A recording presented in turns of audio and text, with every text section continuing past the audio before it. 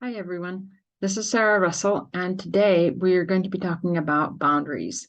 Um, so, when you are running a nutrition or holistic health practice, regardless of your focus, it's going to be really important for you to establish strong boundaries.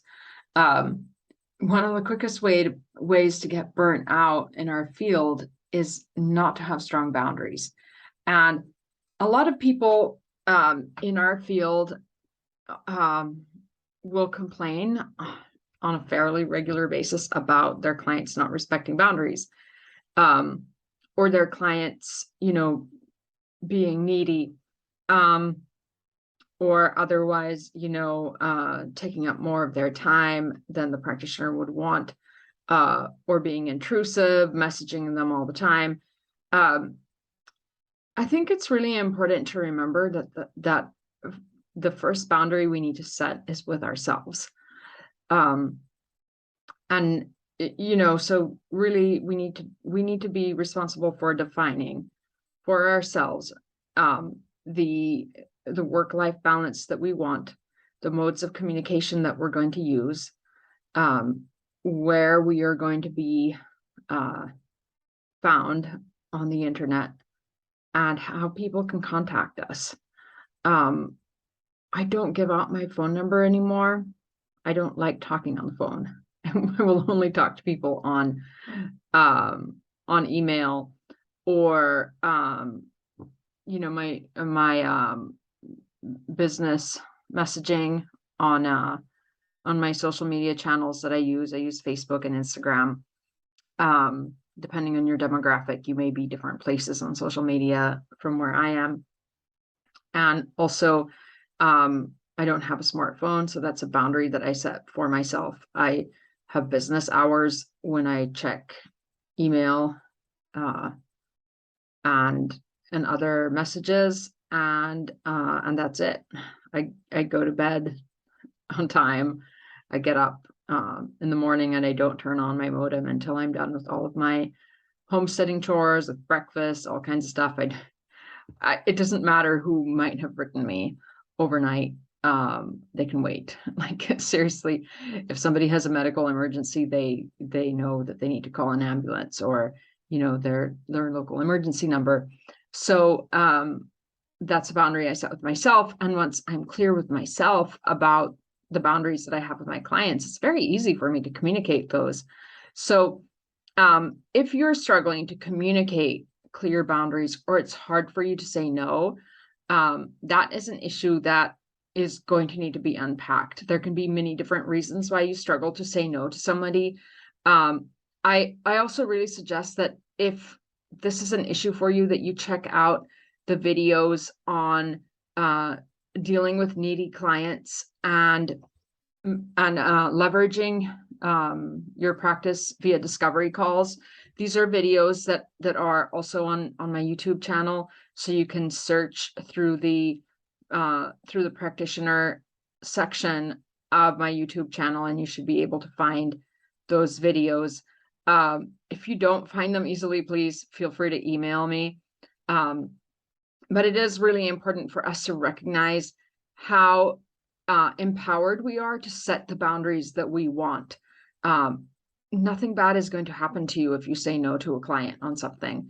Only good things will happen, because they will learn what your boundaries are. If you don't tell them, they won't know.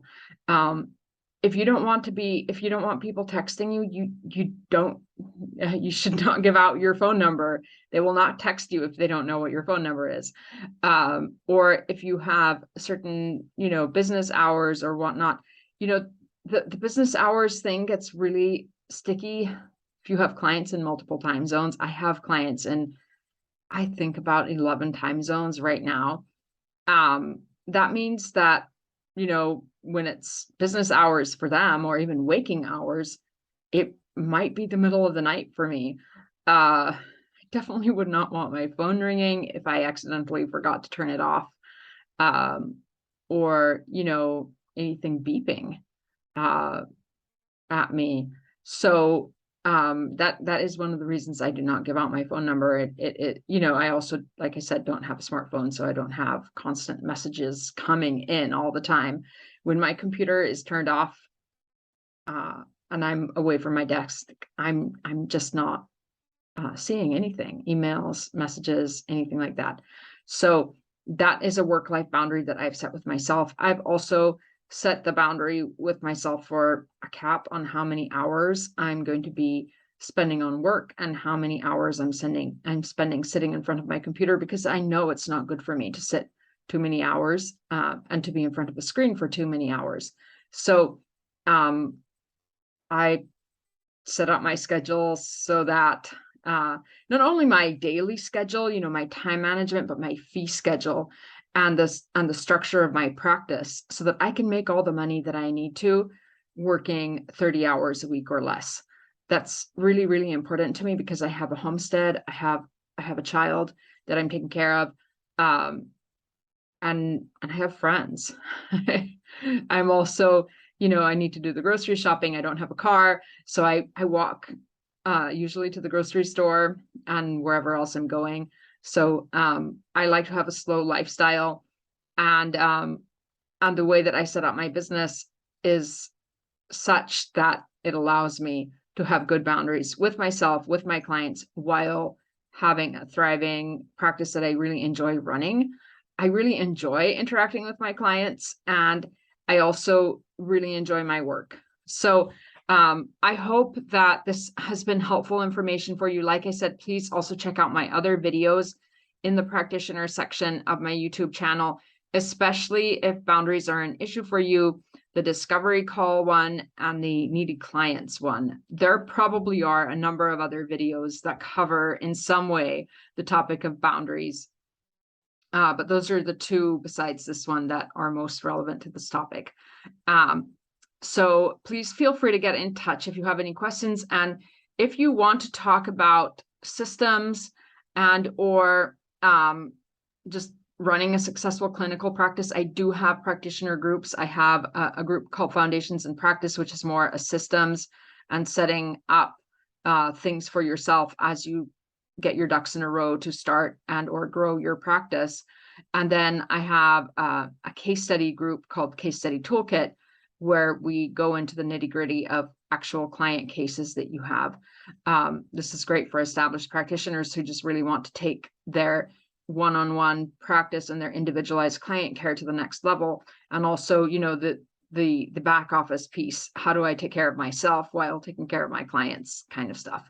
So feel free to get in touch if you want to know more about what I'm offering to practitioners in these group programs where I mentor them. Thank you so much. And I will look forward to your questions and comments.